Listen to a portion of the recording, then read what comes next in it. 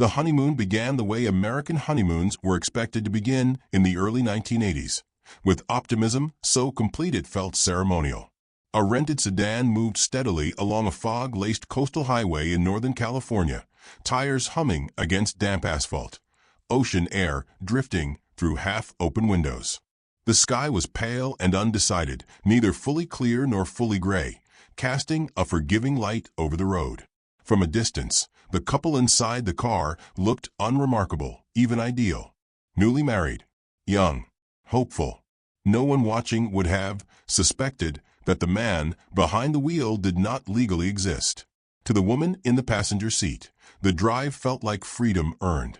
The months before the wedding had passed in a blur of planning, paperwork, and careful anticipation.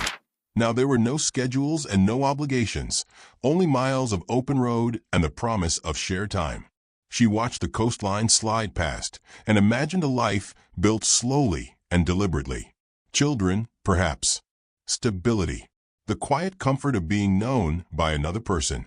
She reached over and rested her hand on her husband's arm, reassured by his steady calm. The man driving smiled when she did, nodded when she spoke, and appeared exactly as he was meant to appear. He had spent years mastering this version of himself. His posture was relaxed but alert, his accent neutral and forgettable, his clothing chosen to blend effortlessly into middle-class American normality. He had learned how to seem ordinary, which was the most important skill of all. In his wallet, behind a driver's license that had passed every inspection, was an identity constructed layer by layer over nearly a decade. In a federal database, that same name was already marked for attention. Their marriage had not been part of his original assignment, and that fact unsettled him more than he liked to admit. He had been trained to maintain distance, to avoid attachments that could complicate judgment or compromise security. Yet routine had softened into familiarity, and familiarity into something dangerously close to genuine affection. He told himself the marriage strengthened his cover. He avoided thinking about what it might eventually cost. They had met in Boston the year before, at a public lecture on labor economics. He had introduced himself as a freelance journalist interested in systems and incentives. He asked careful questions and listened without interrupting. He never volunteered more than necessary. To her, his reserve felt respectful, even intriguing. When he deflected questions about family or childhood, she assumed estrangement or loss. She never imagined instructors, manuals, or a life lived under constant discipline. The honeymoon destination had been his suggestion. A quiet coastal town, popular enough to be anonymous.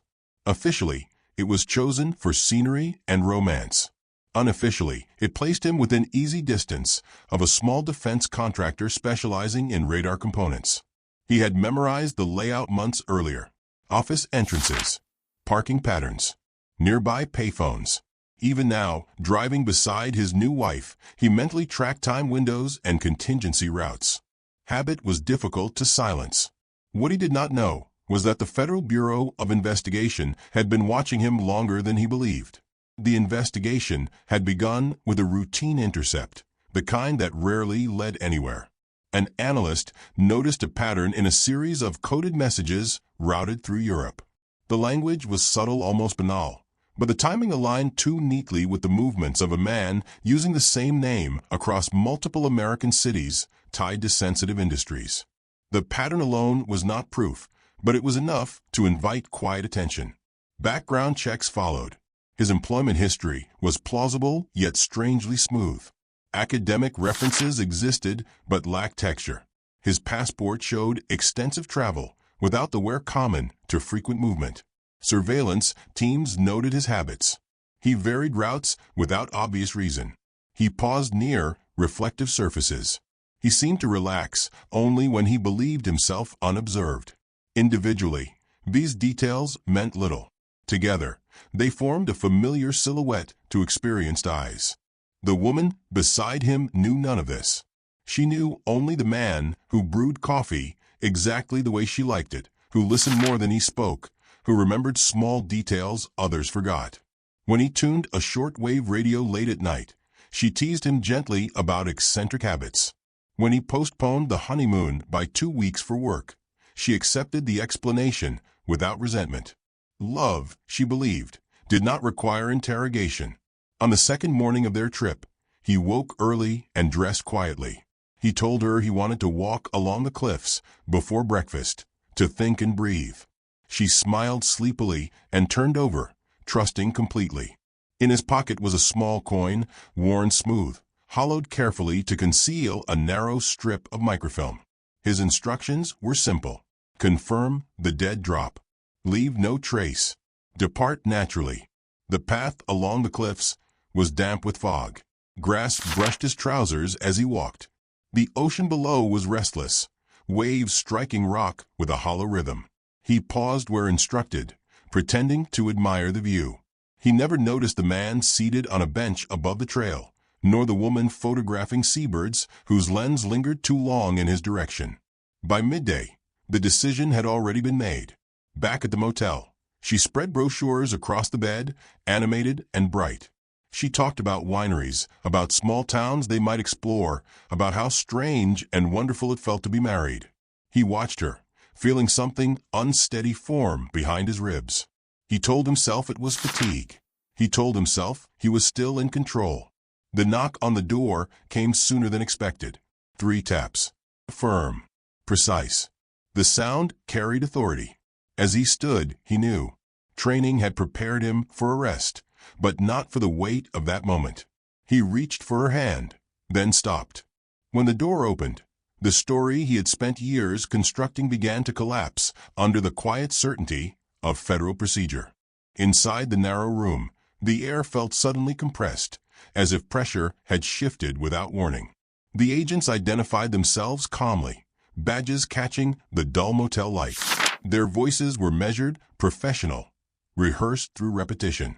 He noticed how they positioned themselves, one near the door, one angled toward the window, one centered, controlling the space without appearing aggressive. This was procedure, not anger. For a moment, he considered denial, considered playing the role to its final breath. Then he saw her face, confusion hardening into fear, and understood that resistance would only deepen the damage already done. He stepped back slowly, hands visible, mind racing through fragments of training now rendered useless. The room smelled of salt air and cheap detergent. Outside, traffic passed indifferent. Somewhere down the corridor, another door opened and closed, ordinary life continuing uninterrupted. As metal cuffs closed around his wrists, he felt an unexpected clarity. The operation was over. The cover was finished. What remained was consequence, and a silence that no briefing had prepared him to endure.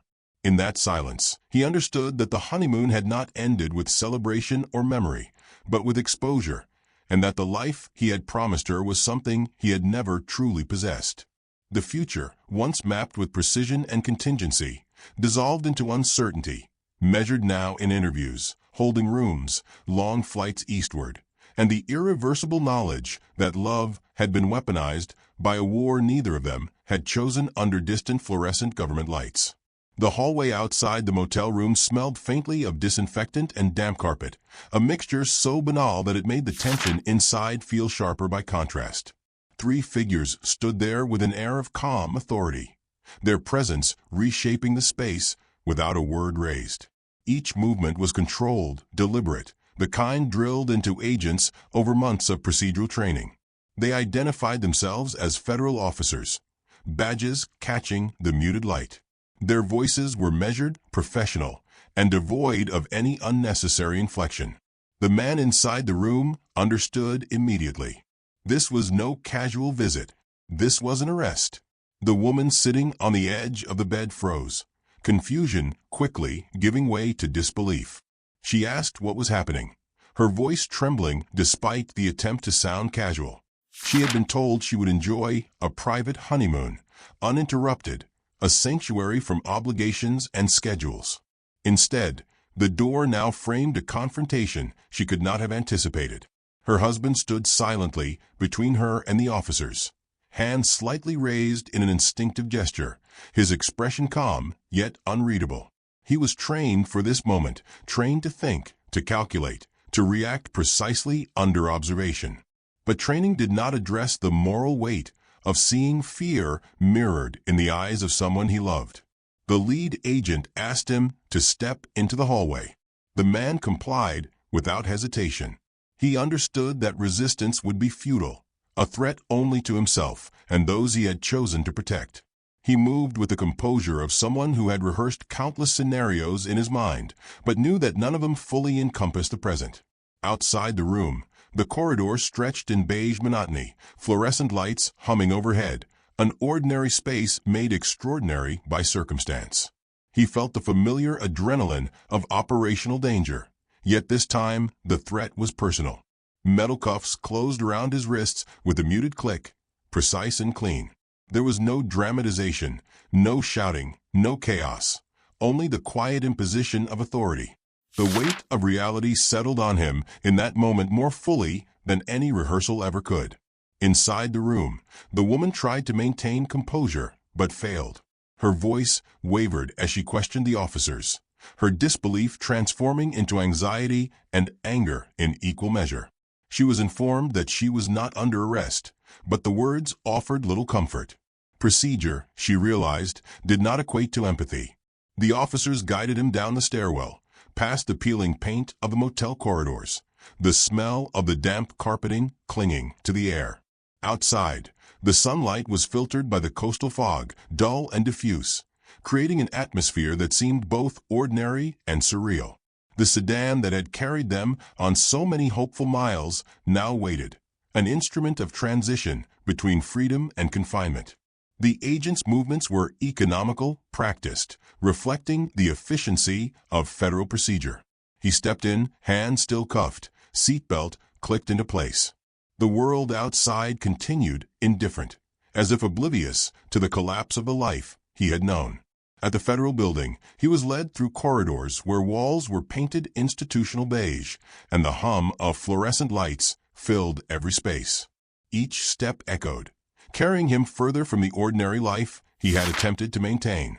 The room assigned for questioning was small, sparsely furnished, a metal table, 2 chairs, and no distractions. He was seated and instructed to remain silent until questioned.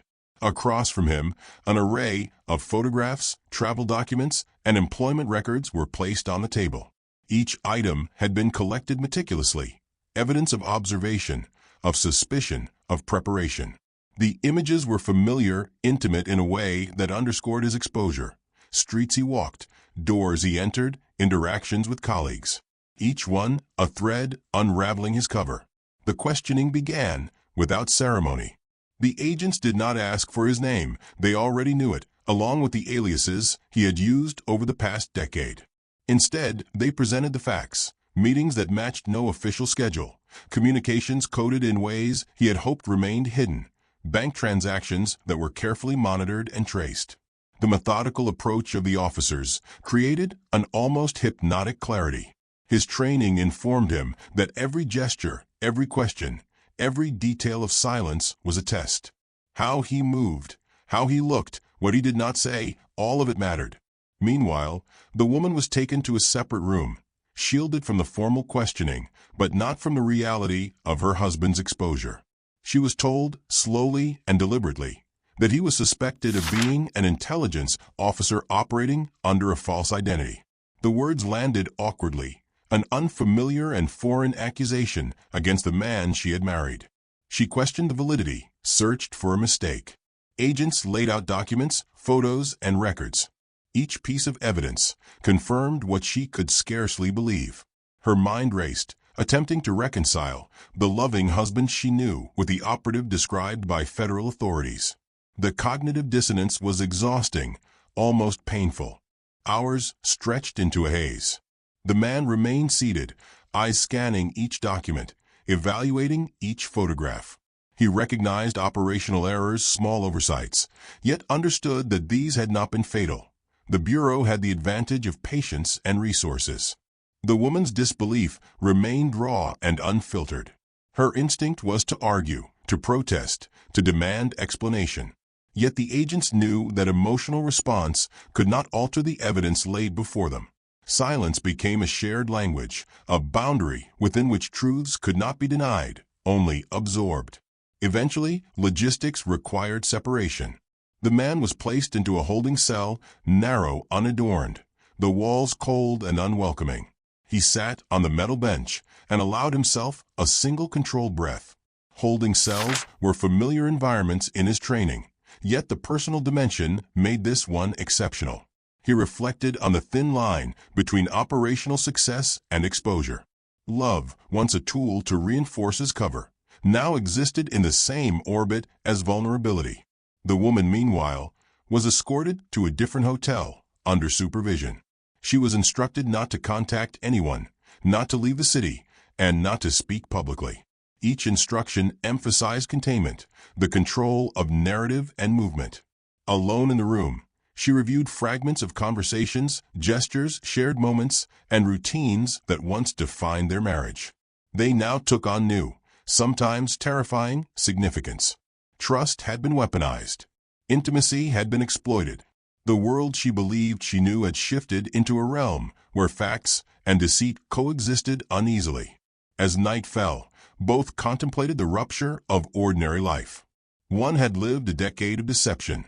The other had loved a construct without knowing its artificial foundations. Across different rooms, under the same sky, they confronted parallel truths. Operational imperatives and personal betrayal intersected in ways neither could fully control.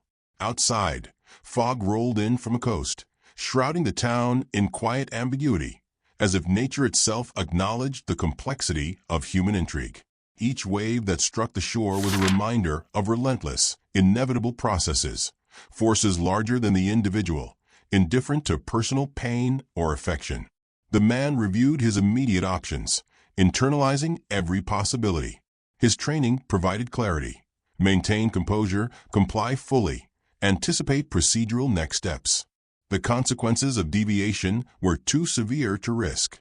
Emotional responses, though present, were suppressed in favor of calculated restraint. Meanwhile, the woman's mind cycled through disbelief, anger, and tentative understanding. She traced the patterns, piecing together an imperfect narrative that explained, in fragments, what she had experienced.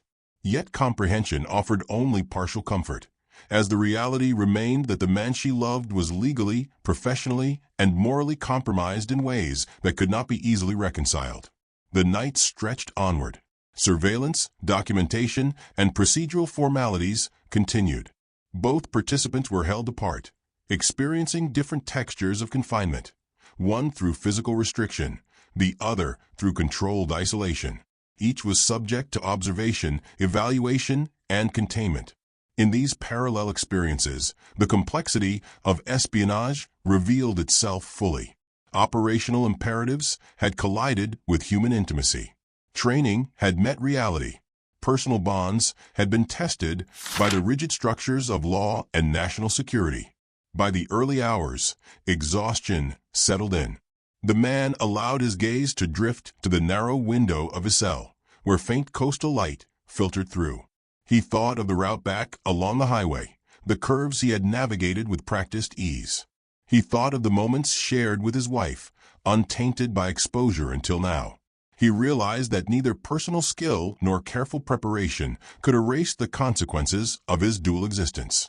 Outside, the world remained indifferent, unaware of the intricate threads of love, deception, and accountability that now bound him and his wife to a story far larger than themselves. And in separate rooms across a small city, the woman sat silently, processing the unraveling of her private world.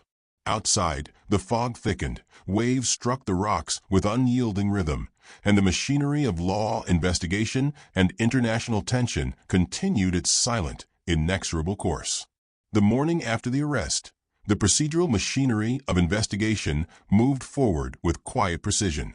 The man sat in a small, fluorescent-lit interrogation room, the metal table cold beneath his palms.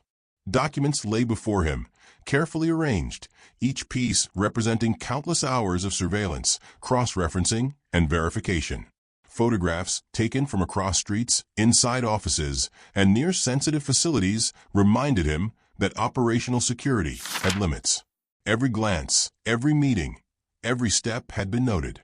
The agents did not speak loudly, did not raise their voices. Their authority was manifest in stillness and unflinching observation. They presented the evidence methodically, as if instructing him to witness the inevitability of his exposure. Across town, the woman remained in the hotel room provided under federal supervision. She sat rigidly on the edge of the bed, brochures and wedding memorabilia pushed aside, replaced by notes, reports, and photographs delivered by officers to help her comprehend the situation. The shock she felt the previous day had not fully settled. Disbelief alternated with surges of anger and sadness. She reread emails, traced phone call patterns, and noted the absence of explanations in places where intimacy had once resided. Each document confirmed what her instincts had begun to sense. The man she loved had lived a life of secrecy far deeper than she could have imagined. Back in the interrogation room, questions began in structured order. The agents asked him to clarify travel dates, contacts, and seemingly mundane interactions. Nothing in the list of inquiries was accidental. Every detail could reveal insight into operational networks. He answered sparingly, carefully choosing words that conveyed compliance without revealing tactical thoughts. His training dictated patience, control, and observation. Each silence, each considered pause, had as much significance as spoken words. Even small gestures, a tightening of fingers around the metal edge of the table or a controlled inhale, were catalogued and interpreted. The woman, meanwhile, struggled with the complexity of truth. Every memory now carried dual meanings, one of affection, the other of manipulation. Photographs of him smiling, of shared dinners, of gestures of intimacy, were now reframed by the context of espionage. Was every smile genuine or a calculated signal? Each shared joke or private moment now required decoding, layering disbelief over love. She oscillated between remembering the person she married and trying to reconcile him with the intelligence operative described in reports. Sleep eluded her. She stayed awake hours at a time, staring at the ceiling, imagining conversations she could no longer have. Interrogation proceeded in cycles. The agents would present evidence, pause, and then allow silence to stretch. They understood that confession or revelation often arrived through exhaustion, reflection, or small errors. They did not pressure, but the weight of their authority, the inevitability in their manner, conveyed consequences that were unavoidable. The man noted every method, every subtle indication of their experience, and calculated how much resistance could be sustained without compromising procedural compliance. He understood the game, yet emotional undercurrents now complicated every decision. The knowledge that his actions had caused profound personal pain created an internal friction that no training could mitigate. The woman received occasional updates through a supervising agent. She learned that her husband was being held for questioning regarding espionage activities and violations related to national security. Each update offered clarity and simultaneously intensified her disorientation. Facts could be cataloged and verified, but human emotion could not be parsed with the same efficiency. The cognitive tension between what she observed, the man she loved, and what she was told, the operative under investigation, became a persistent ache. Her attempts at comprehension led to fragmented narratives, reconstructing their past while accounting for deliberate deception. The juxtaposition of intimacy and betrayal created a psychological labyrinth she had no map to navigate. During one phase of questioning, agents placed maps, transit logs, and schedules before the man. Each item was meticulously cross-referenced with documented activity.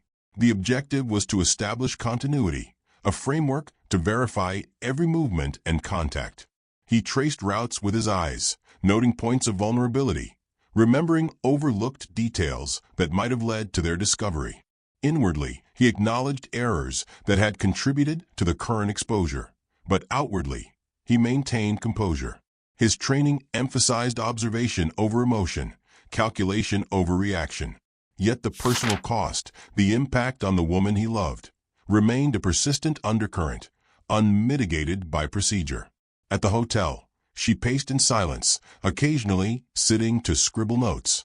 She asked herself what she had missed, what signs had gone unnoticed. Every conversation, gesture, and shared secret now carried potential dual significance.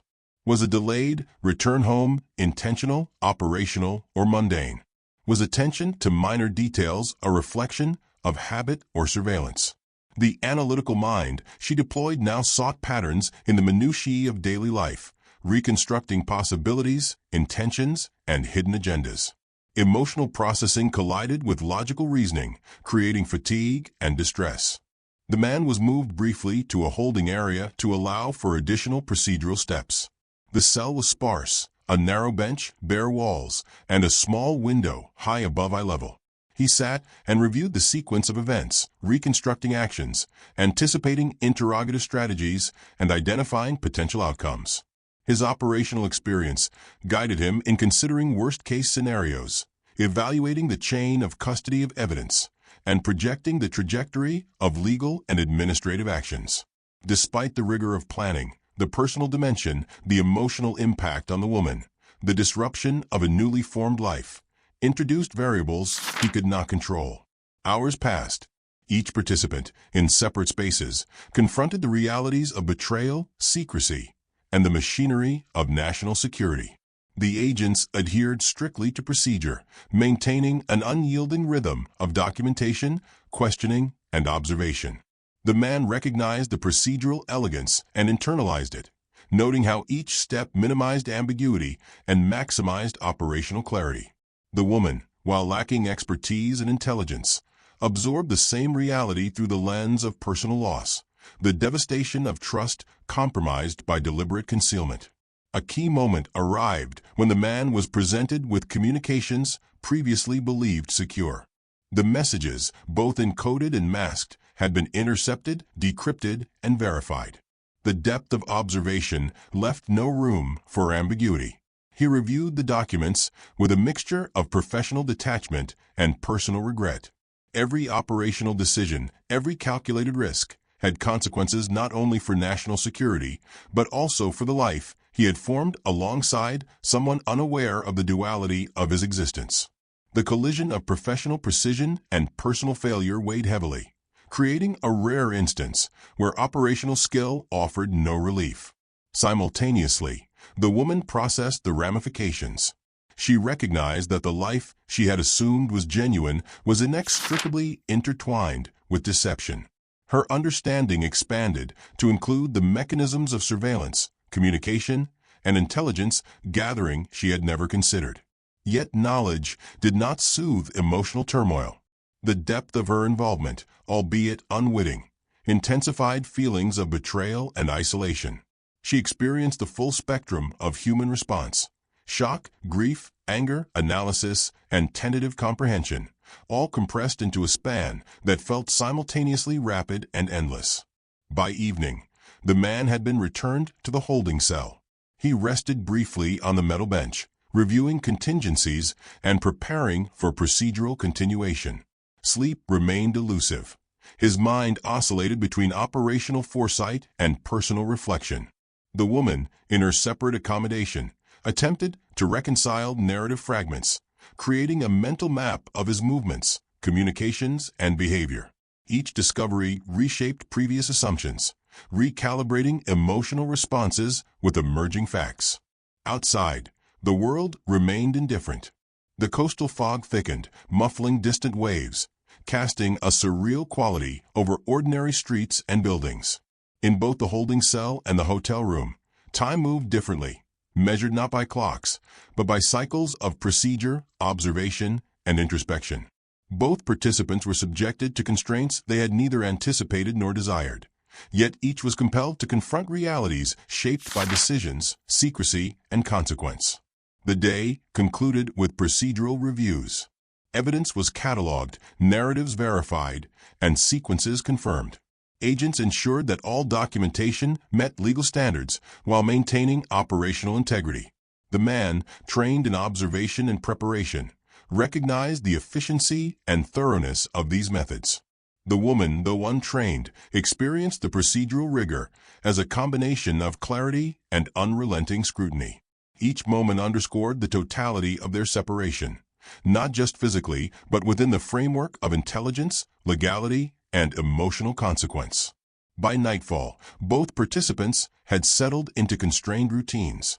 The man lay on the bench in the holding cell, reflecting on errors and anticipating interrogation cycles. The woman remained at the hotel, reviewing notes, photographs, and personal reflections, constructing a narrative that encompassed both the man she knew and the operative under suspicion. The fog outside mirrored the ambiguity they faced internally, obscured, layered, and inescapable. Each was acutely aware that the course of the coming days would define not only procedural outcomes, but also the emotional and moral trajectories of their lives.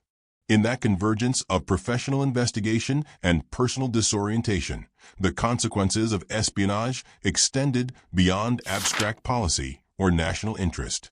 They had entered a space where human relationships intersected with strategy, where love and deception existed simultaneously, and where the machinery of Cold War intelligence left no room for innocence or simple resolution.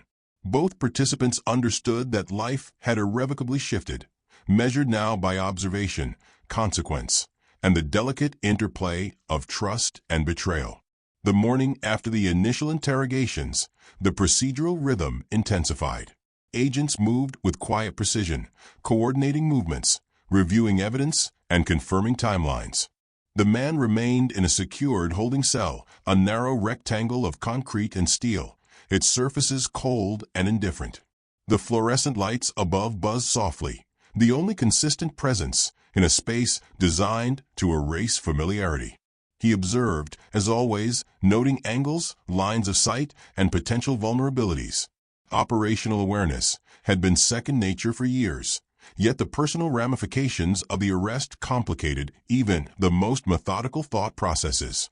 Every reflex now carried emotional weight, tethering professional instinct to private regret. The woman, meanwhile, existed in a parallel reality under federal supervision.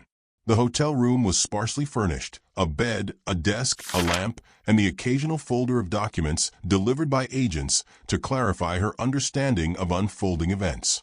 She reviewed photographs, scanned transcripts, and studied records that reconstructed the life she had shared with him. Each piece of evidence formed a mosaic of intentional concealment, operational routines, and calculated deception. She oscillated between disbelief and comprehension, attempting to reconcile affection with betrayal, intimacy with professional duplicity. Sleep eluded her, replaced by mental simulations of alternate pasts and imagined truths. Throughout the morning, procedural steps continued without interruption. The man was escorted into a secondary interrogation room, slightly larger but no less formal. A single metal table and 3 chairs occupied the space, the surfaces polished and cold. Agents presented additional evidence: travel records, letters, and encrypted messages decrypted to reveal hidden content. Every document was precise, cataloged, and cross-referenced. The atmosphere was deliberately neutral, designed to highlight facts without emotional interference. Yet the weight of those facts carried a gravity no sterile room could dilute. Each revelation underscored the depth of exposure, reminding him that operational control had limits. The questioning followed a deliberate cadence. Agents asked him to verify the timing and location of meetings, correspondence, and personal contacts. The approach was methodical, almost pedagogical. He responded with brevity, offering necessary clarity without divulging operational nuance beyond what was already evident. The agents observed body language, tone, and pauses, as these often revealed more than verbal communication. Every gesture, every blink, every controlled movement was cataloged. He was trained to maintain composure, yet the personal consequences layered over professional scrutiny created an internal tension that could not be fully mitigated. Meanwhile, the woman attempted to contextualize the revelations. She organized documents, traced patterns in communications, and identified sequences that aligned with her husband's behaviors. Each insight brought temporary clarity and equally sudden confusion. Intimacy and operational deception coexisted within the same set of memories. Meals shared, conversations held, and private routines now demanded reinterpretation. She questioned every detail. Small delays in correspondence, unexplained absences, minor inconsistencies in stories. Her mind oscillated between trust, analysis, and grief, attempting to construct coherence from a life meticulously engineered for secrecy. A critical phase of the day involved joint procedural observation. Agents reviewed photographs depicting meetings at locations the man had believed secure. Side streets, cafe tables, and park benches, all previously assumed private, were revealed as moments captured for documentation. Evidence of surveillance underscored a central operational reality. No action was entirely beyond observation. The man noted procedural efficiency, the systematic collection of evidence that rendered attempts at secrecy increasingly difficult. Each image, each recorded interaction, emphasized the meticulous orchestration of the investigative process, leaving him to measure his prior miscalculations. The woman received incremental updates through supervised briefings. Agents explained procedural steps, legal implications, and the scope of the investigation. While intended to provide context, these briefings also emphasized the inevitability of consequence. She began to internalize the reality of dual lives, one presented to her, the other to the world of intelligence operations. Emotional processing collided with operational logic, creating cognitive tension. Attempts to reconcile the man she loved with the operative under investigation became an exercise in patience, analysis, and reluctant acceptance. During mid-afternoon, the man was provided additional documentation, including travelogues, financial transactions, and encoded messages previously believed secure. Each piece had been decrypted and verified for consistency. Agents emphasized verification, ensuring that all timelines aligned and all contacts were accounted for. The meticulous presentation of evidence was designed to minimize ambiguity, forcing recognition of truth. Operational training guided him through procedural comprehension, yet personal impact could not be neutralized. Each step carried moral weight, a reminder that procedural clarity did not erase relational consequence. The woman, in parallel, studied patterns in communications. She attempted to understand the operational logic underlying behaviors that had seemed innocuous. Travel choices, meetings, unexplained phone calls. Each insight brought temporary empowerment and immediate emotional tension. She recognized the deliberate construction of a life she had believed genuine. Trust, she realized, had been interwoven with strategy, intimacy entangled with purpose. Emotional oscillation became routine, mental effort constant, as she attempted to interpret behaviors and document sequences for her own understanding. Late afternoon brought a procedural review by senior agents. The man was escorted back to the interrogation room briefly, observing the coordination and methodical sequencing of investigative steps. Evidence was double-checked, cross-referenced, and cataloged. Every detail mattered: times, locations, contacts, and behavioral cues. His mind cataloged errors, both minor and significant, analyzing how cumulative decisions had resulted in exposure. Operational control, once seeming absolute, now appeared finite, constrained by human oversight and procedural rigor. Each reflection carried personal consequences, particularly in relation to the woman whose life had become entwined with the unfolding events. The woman continued assembling notes, photographs, and reflections. She created mental maps of actions and sequences, attempting to reconcile operational necessity with personal impact. Emotional responses, grief, confusion, frustration, were filtered through analysis, creating a structured approach to processing what had occurred. Sleep was secondary. Cognition dominated, a necessary adaptation to an unfamiliar and controlled environment. By the evening, she had developed a tentative framework of understanding, a recognition that operational security and human relationships had collided, leaving no simple resolution. The man was returned to the holding cell as night fell, the narrow space now familiar yet unchanged. The fluorescent light cast muted shadows, emphasizing the starkness of containment. He reviewed procedural steps, internalized likely next phases of investigation, and reflected on personal consequences. Operational thinking guided him, yet emotional awareness remained present.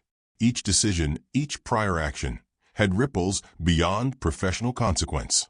The collision of personal relationships with espionage procedures highlighted the human dimension of operational security, a reality often absent from theoretical training. Across the city, the woman sat silently, reviewing documents and photographs. She traced lines of communication, analyzed timelines, and attempted to reconcile love with strategic deception. Each insight was tempered by disbelief, each conclusion by sadness. She realized the complexity of human experience within the machinery of intelligence. Ordinary gestures could conceal profound operational significance. Emotional processing was intertwined with analytical reasoning, producing a state of constant mental vigilance and tentative comprehension. By late night, both participants had settled into constrained routines. Observation, reflection, and processing dominated their respective environments. The man in the cell cataloged errors and prepared for continued procedural scrutiny. The woman in the hotel room constructed narratives to reconcile fragmented experiences.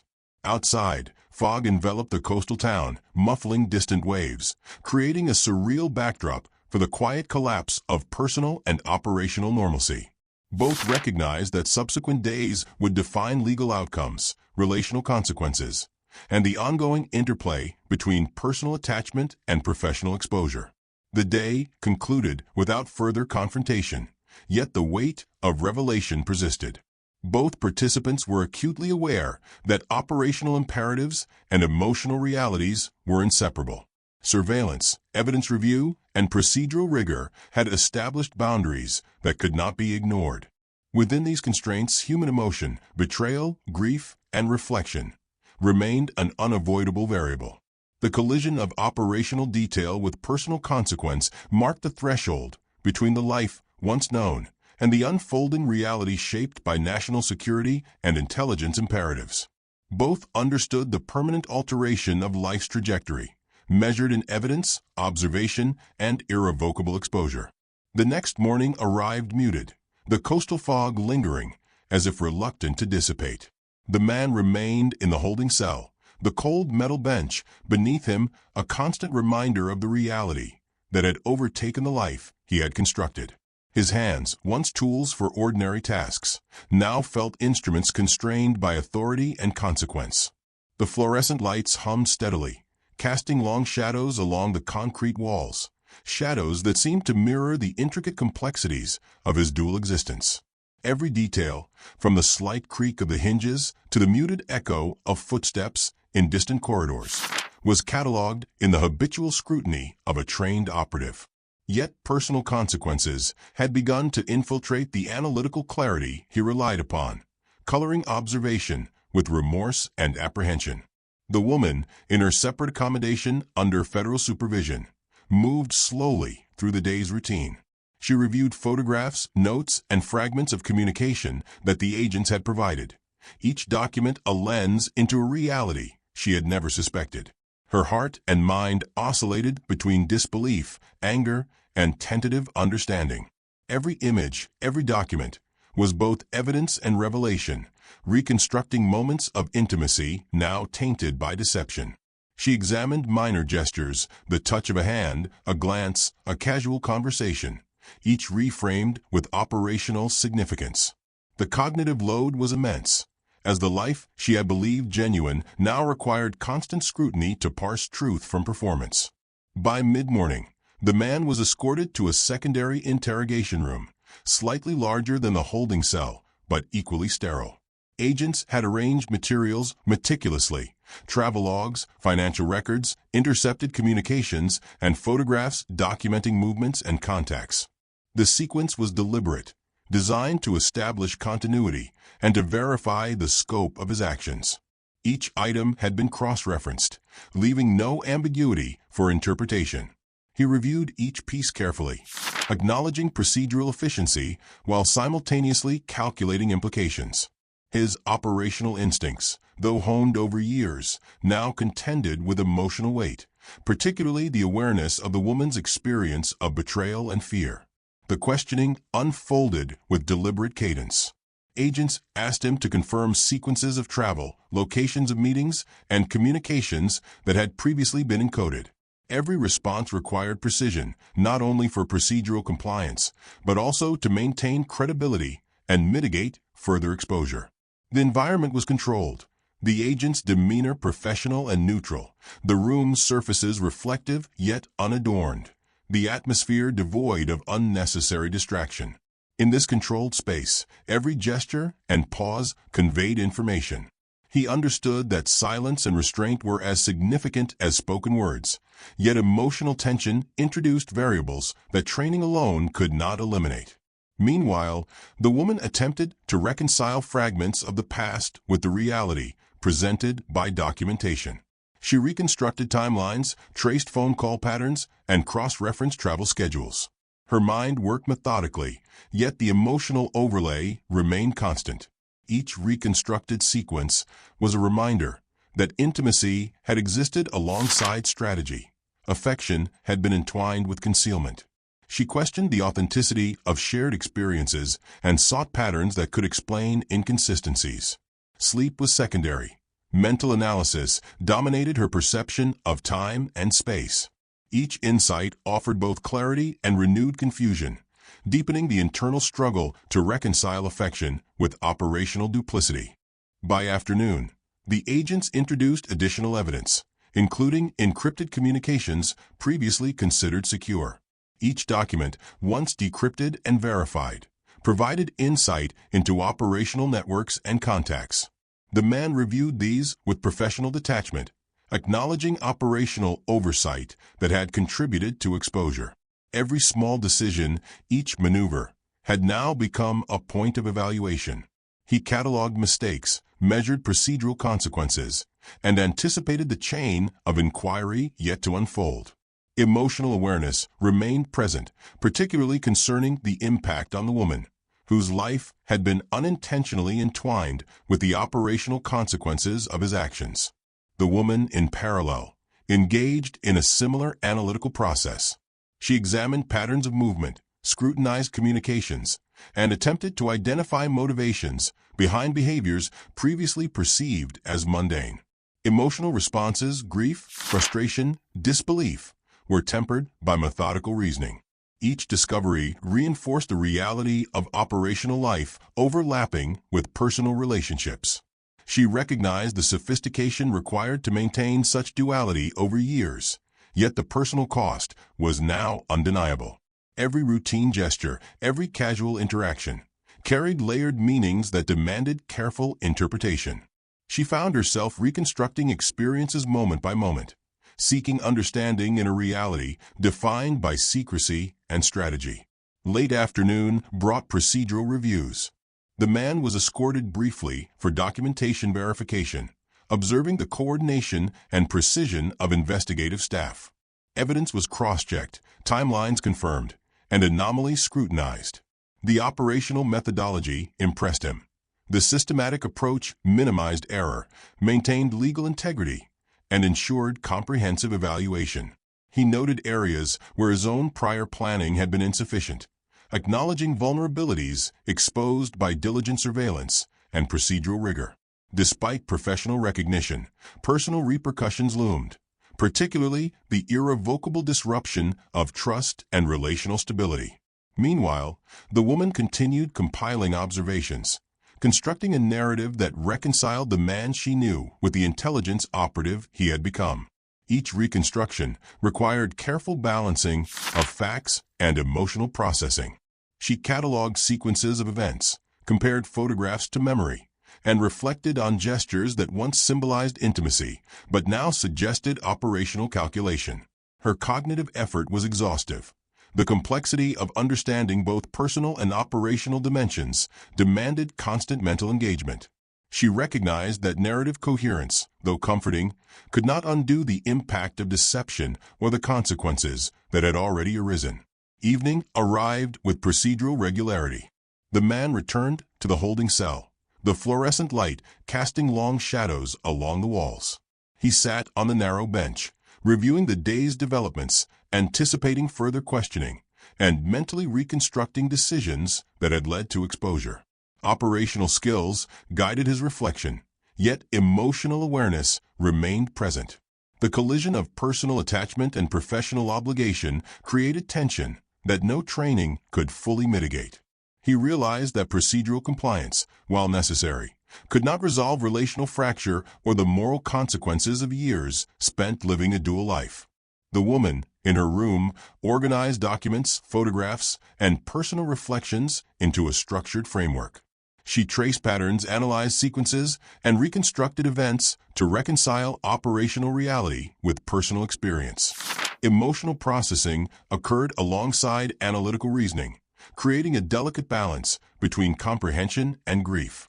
Each insight into operational strategy deepened her understanding of his meticulous preparation, yet simultaneously underscored the depth of betrayal experienced on an intimate level. The tension between knowledge and emotional impact was constant, shaping every thought and reflection. By late night, both participants had settled into constrained routines defined by procedural oversight and personal reflection. Observation, analysis, and contemplation dominated their respective environments. The man reviewed operational errors and prepared for continued interrogation cycles, understanding that each procedural interaction carried potential consequences. The woman reconstructed sequences of events and considered relational implications, attempting to reconcile trust with operational reality. Outside, fog rolled over the coastal town, muffling waves and casting ordinary streets in an otherworldly light. The external environment mirrored the uncertainty and complexity now defining both their lives. As the night deepened, both participants recognized the permanence of change. Operational imperatives, legal consequences, and personal relationships were intertwined in ways that could not be undone. Surveillance, documentation, and procedural rigor had established boundaries that constrained action, while human emotion remained an unpredictable variable. The collision of personal trust and professional obligation had irrevocably altered the trajectory of their lives. Both understood that subsequent days would continue to define outcomes, measured in evidence, observation, and the delicate interplay of loyalty, deception, and consequence. The man, despite professional detachment, allowed fleeting reflection on the life he had constructed and lost. The woman, despite exhaustion, sought coherence in a reality layered with deception and affection. Both were subject to the machinery of law and intelligence, operating within frameworks that prioritized evidence over sentiment. Yet personal experience, emotional truth, and relational consequences persisted, irreducible to procedural clarity. Each confronted the enduring tension between human vulnerability and operational inevitability, understanding that the events of the previous days had permanently reshaped the contours of existence, measured not only by legality and security, but also by the fragile, irrevocable human bonds caught in the crossfire.